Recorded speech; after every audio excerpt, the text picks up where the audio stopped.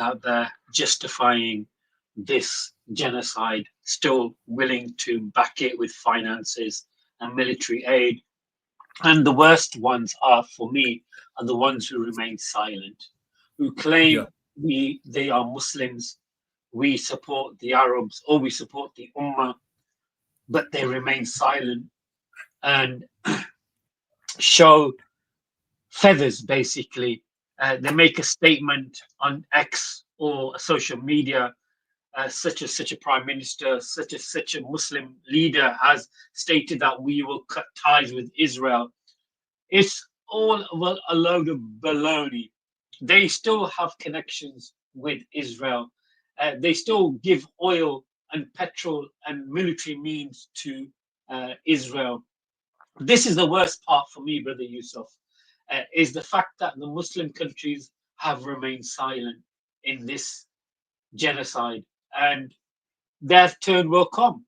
No doubt about it. Their turn will come, and we'll see in the future how they will deal with the situation compared to the people of Palestine. Brother Yusuf, I know you're tired. Thank you so much. Yeah. It's been a very educational show, and I'm really requesting for the brothers and sisters to take snippets from these shows and put them on your social media. There won't be no copy strike from my behalf or Brother Yusuf's behalf. Please take small clips and share it on your social media.